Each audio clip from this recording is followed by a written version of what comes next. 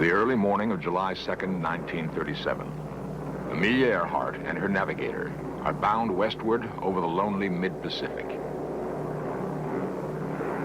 It is the final leg of a grueling, round-the-world flight. Within several hours, they will disappear.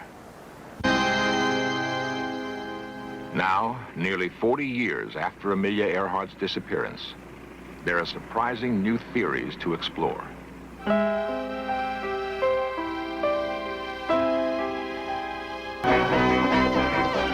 This series presents information based in part on theory and conjecture. The producer's purpose is to suggest some possible explanations, but not necessarily the only ones, to the mysteries we will examine.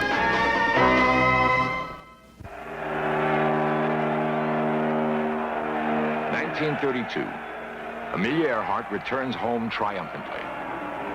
Against incredible odds, she is the first woman to have flown the Atlantic Ocean to Ireland all alone. America is crippled by the Depression, but for this brave woman, the nation gladly musters its most lavish welcome. Her courage has captured the heart and imagination of the entire world. It's much easier to fly the Atlantic Ocean now than it was a few years ago. I expect to be able to do it in my lifetime again. Possibly not.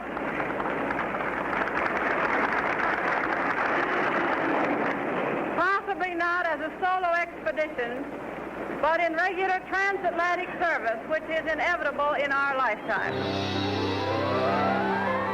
Her skill and courage are established, but Amelia Earhart delights in the challenge of new accomplishment. She sets an altitude record in an autogyro. Soon she's aloft again to capture a new women's transcontinental speed record. And what did you carry on the trip? You mean to eat? Yeah, to eat and drink. Well, I carried some water, of course, because my cockpit is very warm. And I carried a sandwich in case. I didn't eat it, though. I carried some hot chocolate and the old reliable tomato juice. What kind of a sandwich was it? Chicken sandwich. In 1935, she sails for Hawaii on an announced pleasure trip with her husband, publisher George Putnam. She once told him, "I fly better than I wash dishes." The public wonders why she has taken her plane along. Amelia Earhart put speculation to an end when she flew home, becoming the first to solo from Hawaii to California. Even now, she's thinking of another great adventure. Soon, she announces her plans for a flight around the world. Contemplated course covers about 27,000 miles. It will be the first flight, if successful, which approximates the equator. The plane I'm using on the proposed flight is a transport plane. It is for Lockheed Electra, normally carrying 10 passengers and 2 pilots. This airplane will take Amelia on her most challenging and hazardous flight. Several days before departure, she tells her husband and the public just why she will do it. Well, GP, you know it's because I want to. To a husband, that has a fairly familiar sound. But aside from that, you expect to accomplish something for aviation, do you not? Well, yes, I do. And if the flight's successful, I hope it will increase women's interest in flying. If so, it will be worthwhile as far as I'm concerned. Well, how about taking me along? Well, of course, I think a great deal of you, but 180 pounds of gasoline on a flight perhaps might be a little more valuable.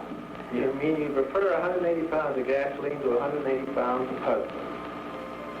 I think you guessed right. A rainy June morning, 1937. The final preparations are made.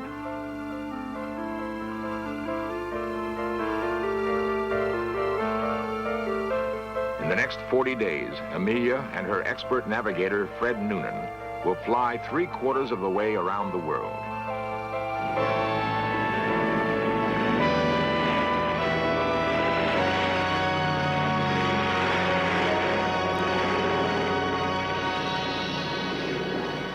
On the final leg of the flight, with little more than 7,000 miles to go, she will vanish over the mid-Pacific without a trace.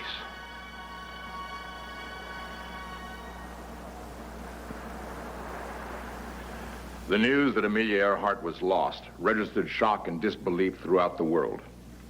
She'd come within days of achieving her goal, and for many it was difficult to accept that so courageous a woman could be gone so suddenly. Almost immediately after her disappearance, the public imagination became fired with rumors and speculation that Amelia Earhart and her navigator Fred Noonan might be alive and well on an uncharted Pacific reef, that she may have been shot down by Japanese fighter planes and then captured, that perhaps she was actually on a top-secret spy mission for our government.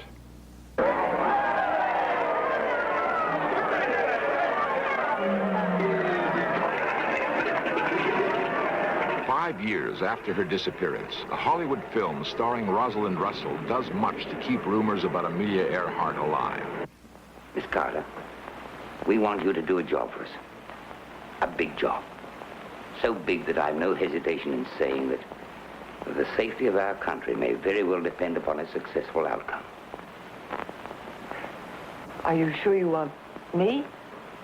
It's a job that can be only carried off by a woman who happens to be a world-renowned flyer and whose personality has caught on with the world.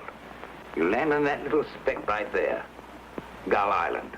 The top-secret mission calls for the lady flyer to deliberately ditch near a small Pacific island where food and provisions have been stored. But as far as the world knows, you're lost. There'll be a widespread search for you. Public opinion will demand it. That search will include the Japanese mandated islands. And Japan won't dare to interfere because we are looking for you, the world's greatest woman flyer. During that search, we'll photograph every square mile of those islands. Then, when war comes, we'll be able to defend ourselves against attack and strike back at the nerve centers of their empire. Ladies and gentlemen, this afternoon, somewhere in the South Pacific, a brilliant flying career has probably ended. Tony Carter is definitely lost. There's been no report for hours. Her second attempt to overcome the hazards of a world flight has ended in disaster. Tony Carter lost somewhere in the South Pacific.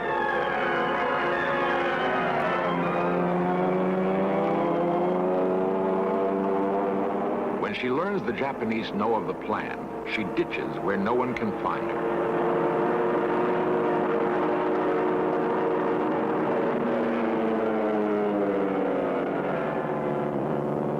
Questions about Amelia Earhart persist.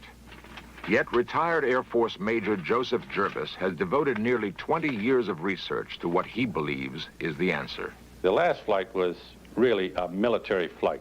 2 civilian people flying a civilian aircraft on a mission for the then President of the United States, Franklin Roosevelt. Purpose of the flight was to overfly the Truk atoll in the Pacific where the Japanese were secretly fortifying, to take pictures of it, and to return back to the United States with photographic evidence to present to the League of Nations that Japan was in violation of the treaty.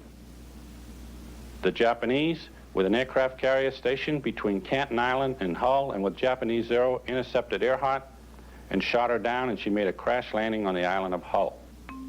Major Jervis's belief that Amelia Earhart landed on Hull Island is based largely on his interpretation of civilian radio direction reports received during the Earhart flight. He also finds a photograph of Hull Island, which he believes shows a Japanese flag near the wreckage of Amelia Earhart's aircraft. From a former Japanese soldier, Ramon Cabrera, Jervis learns that in 1937, a woman pilot was interrogated by this Japanese officer and then taken captive to Japan. In Japan, she was a very important political prisoner. She was held captive in the Imperial Palace for a period of approximately 8 years. At the close of World War II, 2 weeks before MacArthur occupied Japan, Jacqueline Cochran and a group of people went in there and secretly removed Amelia Earhart out of Japan before the occupation, disguised as a nun. They brought her to this country. She took on a new identity, new occupation, has spent time living in Jamesburg, New Jersey, at a place called Leisure World, and also I spent time abroad being involved in foreign radio broadcasts, particularly in the area of Luxembourg. I have been studying Amelia Earhart for 17 years. I have over 1,000 photographs of her from the time she was a baby through her time in elementary and high school and all the other things that she did. I know more about her than I know about my mother.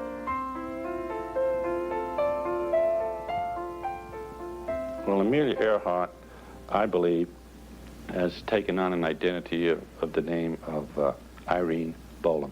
In 1965, Jervis meets this couple while delivering a lecture.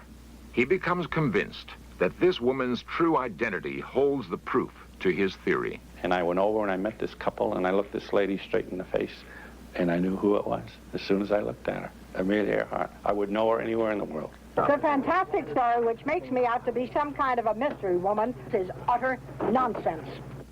I think she's Amelia Earhart because this entire episode, you know, is shrouded with mystery. I am not a mystery woman. I am not Amelia Earhart. I don't know what the ending to all this, you know, will be, but I would like it to have, you know, a happy ending. Really. I really would. If there was anything bad about it, I don't think I'd want to be associated with it. Really. Because I have that much admiration and respect for her, and I think she's really a lovely person, really. And I like her very much. Jervis is not alone in his search, and others have come up with different answers. The determined search for a solution to the Amelia Earhart mystery has followed many intriguing routes. Two independent investigators now believe that the final answer is very close at hand.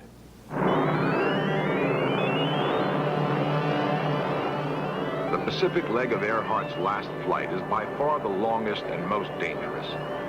Her first destination is a refueling stop at Howland Island. A tiny 2-square-mile atoll in the mid-Pacific, it juts only 15 feet above the sea.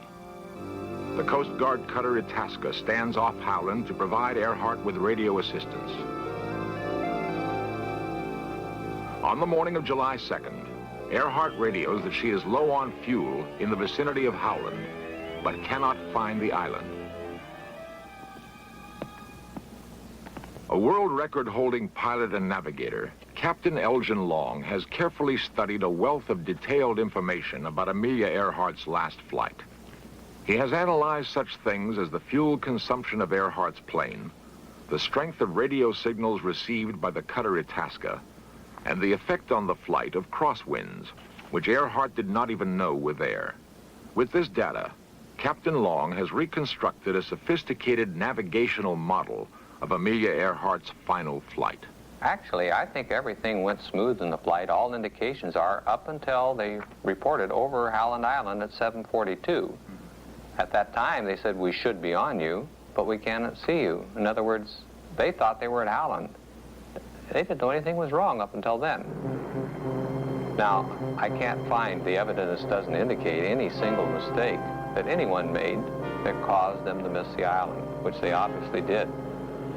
Rather, it's a series of small errors that compounded themselves, and unfortunately all in the same direction, which caused it all to happen, and indeed they did miss the island. And of course, once they couldn't find the island, they searched for it for over an hour and ran out of fuel, and their fuel was exhausted, and then were forced to ditch the airplane into the sea. In the movie, Flight for Freedom, the end was depicted this way.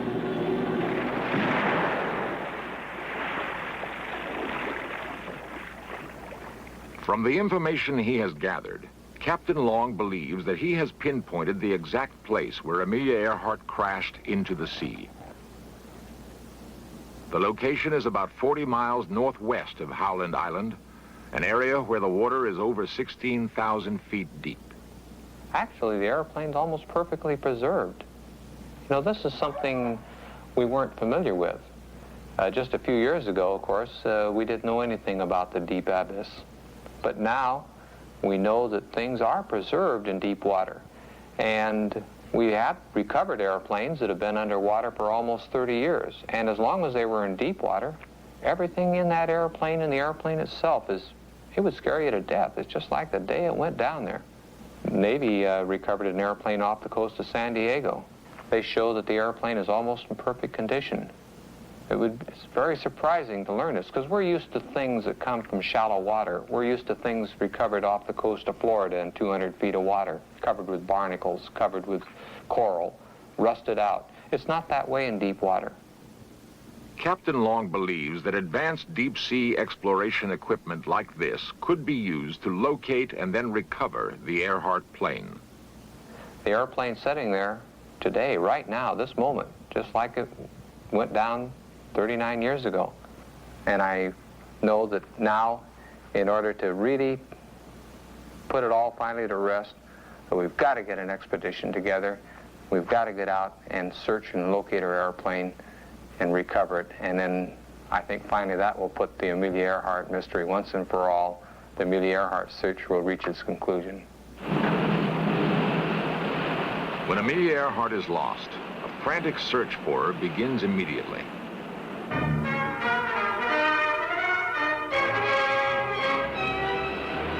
It is the largest naval sea hunt of its kind in history. 63 planes scout the Pacific.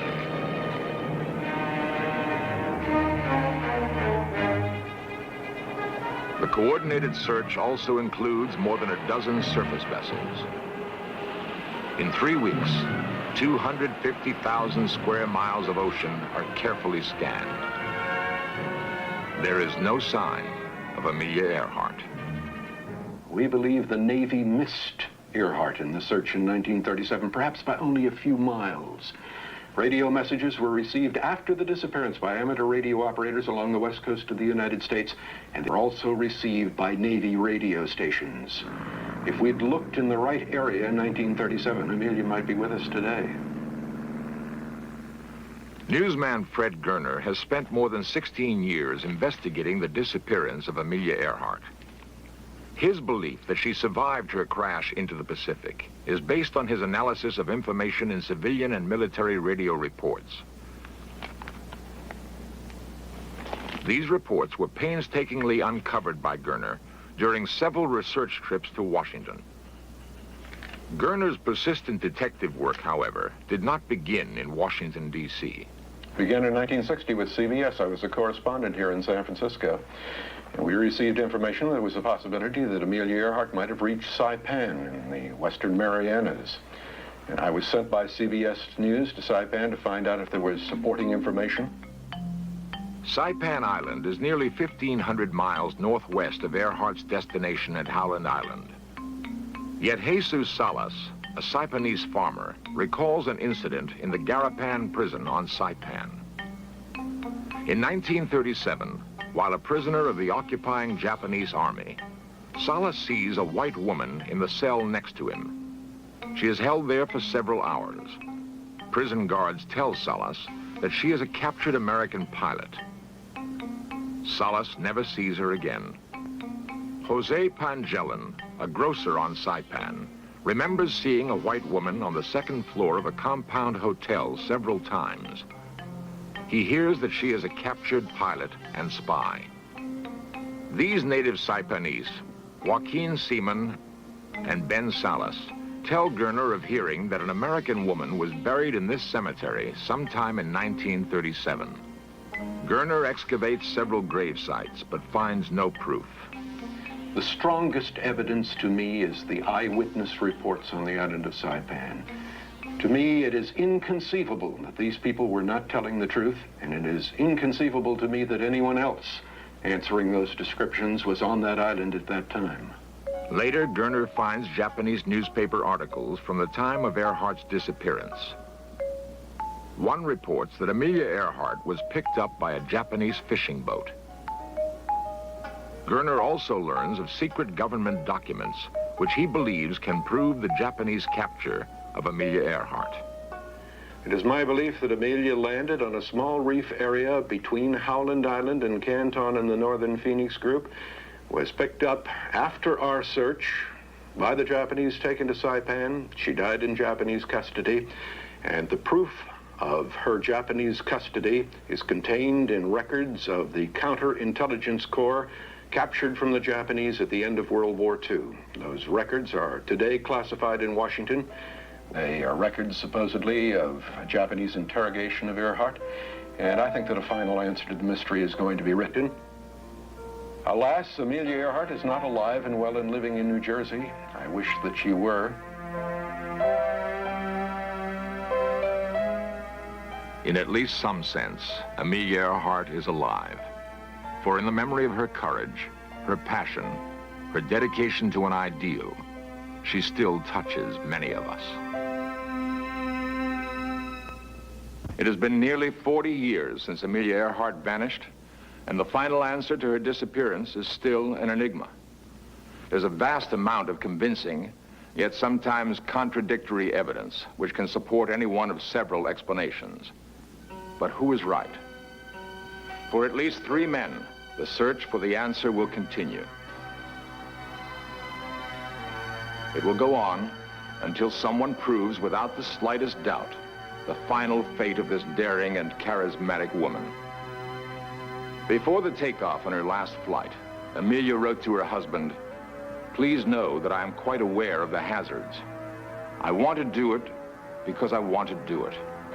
Women must try to do things as men have tried. When they fail, their failure must be but a challenge to others."